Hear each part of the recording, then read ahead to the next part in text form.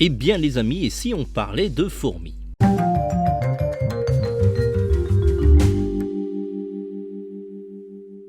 Hello les amis, j'espère que vous allez bien. Nous revoilà pour une critique ciné rapide. Vous avez l'habitude, on va pas tourner autour du pot, de Ant-Man et la guêpe.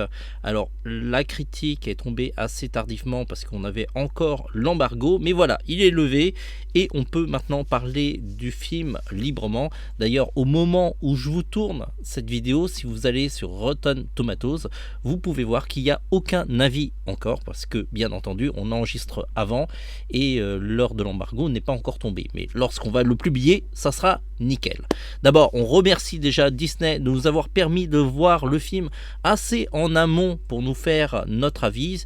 J'ai pu ainsi laisser reposer un petit peu mes pensées pour vous délivrer cette critique avec, bien entendu, presque pas de spoiler, même si on va quand même parler des éléments qu'il y a quand même dans les trailers. Alors côté pitch, Scott Lang, Ant-Man dans la vie civile, vit des heures heureux sur Terre, jusqu'au jour où sa petite fille d'amour décide de faire un super appareil qui pourrait communiquer avec le monde quantique, une sorte de satellite quantique, si j'essaye de comprendre, même si c'est un petit peu compliqué de vous l'expliquer. Et il se trouve qu'ils vont attirer l'attention de personnes qui se trouvent dans le monde quantique, dont Kang le Conquérant, que vous avez pu voir dans la série de télévision Loki, d'ailleurs que je vous recommande chaudement. Alors je vous avoue, ces derniers temps, Marvel c'était pas foufou avec la série She-Hulk qui était vraiment très décevant.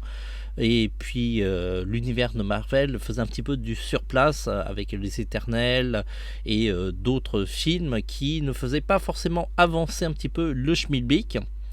Le Black Panther était super, mais c'était encore une sorte d'origin story avec un nouveau Black Panther. Donc du coup, ça ne faisait pas forcément avancer énormément l'univers. Ce Ant-Man fait vraiment avancer un petit peu la story de l'univers de Marvel, et ça, c'est plutôt bien. C'est certainement l'un des meilleurs Ant-Man, même si j'aimais bien le premier et le second. Celui-là a un ton différent et il est encore plus intéressant au niveau des enjeux. Si vous aimez Star Wars, vous allez voir, il y a un petit côté Star Wars dans le film, entre les vaisseaux et d'autres aspects que je ne vous parle pas, qui sont assez intéressants. Les effets spéciaux sont super, même si l'ensemble du film c'est un petit peu du fond vert, parce que on se trouve dans le monde quantique et donc ça n'existe pas. Il y a très peu de plans dans la vie civile, vous avez au début et à la fin, mais autrement l'ensemble du film se déroule dans l'univers quantique. Les effets spéciaux sont plutôt propres et j'ai pas énormément de remarques à vous dire. La distribution est aussi sympa. On retrouve les acteurs d'origine de Ant-Man, Michelle Pfeiffer, Paul Rudd et d'autres. La fille de Ant-Man est incarnée par Catherine Newton, que vous avez déjà vu dans Détective Pokémon, a été superbe, et là elle est toujours aussi bien. C'est vraiment une bonne surprise. Et vous allez voir l'histoire, il faut vraiment regarder les deux scènes de post-générique parce que d'une certaine manière ça fait avancer la MCU clairement, et il faut vraiment pas rater parce que sinon vous allez rater une partie du sens de ce Ant-Man. Donc il y a des films sur lesquels les scènes de post-générique sont pas super importants. Celui-là, vaut mieux pas le rater. C'est un film qui est adapté à tout public, aussi bien les enfants fans de super-héros que les adultes fans de comics.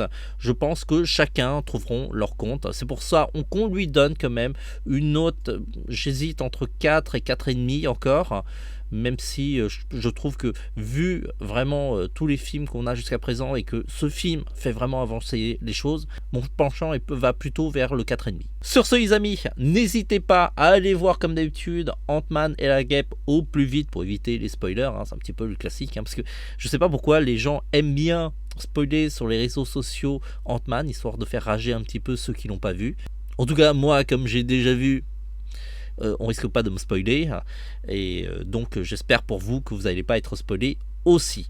En tout cas, n'hésitez pas à revenir sur cette critique, nous dire ce que vous en avez pensé du film.